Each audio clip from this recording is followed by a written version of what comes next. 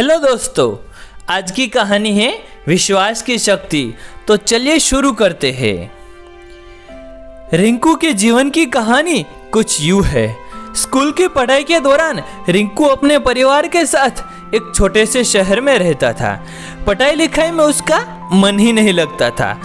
अपनी कक्षा में ये हमेशा ही फिसलती रहता था। मुश्किल से किसी तरह पास होकर अगली कक्षा में पहुंचता था। स्कूल के बच्चों से लेकर मोहल्ले के लोग तक रिंकू का मजाक उड़ाने में कोई कसर नहीं छोड़ते थे। रिंकू की पढ़ाई में कमजोरी से उनके माता पिता भी दुखी रहते थे।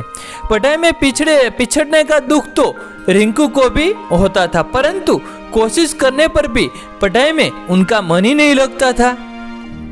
इस तरह से अपेक्षा और तिरस्कार से दुखी होकर अंततः रिंकू ने पढ़ाई छोड़ने का मन बना ही लिया। अभी वह 10वीं कक्षा में था। उसकी पढ़ाई की जो स्थिति थी उससे बोर्ड की परीक्षा में उसे पास करने की उम्मीद लगभग 9 के बराबर थी। अपने जीवन में निराश रिंकू एक दिन जब स्कूल से घर लौट रहा था तो रास्ते में एक जगह रामायण की कथा हो रही थी।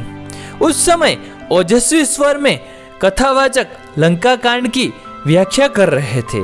कथावाचक के ओजस्वी स्वर से बुरे ख्यालों में खोए रिंकू की तंद्रा भंग हुई और वह सम्मोहित होकर कथा स्थल की ओर चल पड़ा।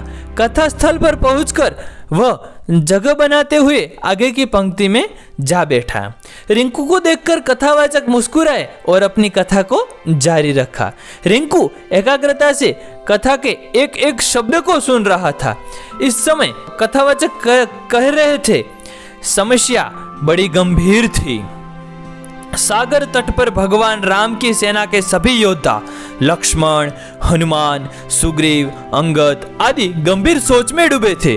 जटायु से यह तो पता लग गया था कि रावण सीता को लेकर दक्षिण दिशा में अफंते समुद्र के पार स्थित अपने राज्य लंका में ले गया है, परंतु इस विशाल समुद्र को लांघकर लंका जाएगा कौन? समस्या विकट थी। तभी वहां की शांति सुग्रीव के आवाज से भंग हुई। सुग्रीव ने प्रभु राम से कहा कि हमारे बीच एक ऐसी दिव्य शक्ति है जो समुद्र लांघकर लंका जा सकती है। तब भगवान राम की जिज्ञासा को शांत करने के लिए सुग्रीव ने महाबली हनुमान जी की ओर देखा। सुग्रीव के संकेत से हनुमान जी शक पका गए।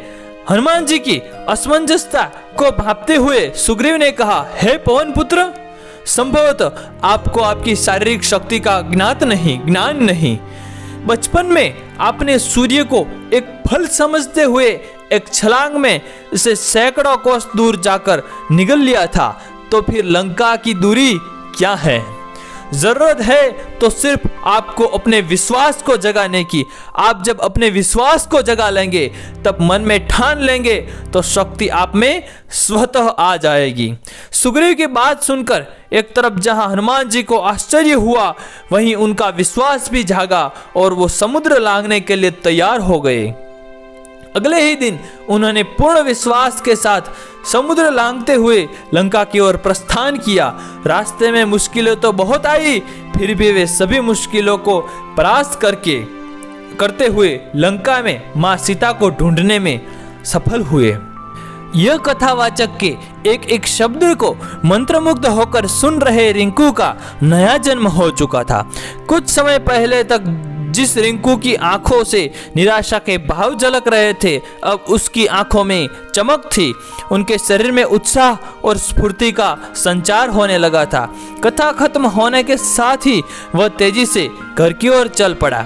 उसे सफलता का मूल मंत्र मिल चुका था। वह मन ही मन सोच रहा था कि जब हनुमान जी ने अपने विश्वास से शक्ति अर्जित कर समुद्र को लांघ लिया था, तो पढ़ाई कौन सी बड़ी बाधा है।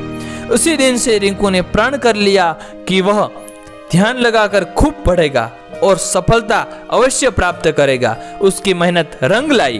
अपनी कक्षा में सबसे फिसदी रहने वाला छात्र रिंकू 10वीं की बोर्ड की परीक्षा में सबसे अव्वल आया। उसके बाद रिंकू ने पीछे मुड़कर कभी नहीं देखा और जिंदगी में हमेशा अव्वल ही आता रहा। वह लोक सेवा की परीक्षा में भी प्रथम स्थान पर आया और अपने आप पर विश्वास की बदौलत वह सरकारी महकमे में भी पदोन्नति पाते हुए ऊंचे ओहदे तक पहुंच गया। कहानी से शिक्षा क्या हमें मिलती है, मोरल क्या है स्टोरी का, तो आइए वो भी जान लेते हैं कि विश्वास की शक्ति को साबित करने के लिए रिंकू का जीवन तो बस एक उदाहरण है। हर एक सफल व्यक्तित्व के पीछे इस व्यक्ति का विश्वास और कुछ कर गुजरने के जज्बे का मुख्य योगदान होता है। जब किसी व्यक्ति में विश्वास का संचार होता है तो उसमें शक्ति अपने आप संचारित होने लगती है। फिर जब तन और मन में शक्ति यानी ऊर्जा का संचार होता है तो मुश्किल काम भी आसान हो जाता है। तो यही है जीवन में सफलता का मूल मंत्र।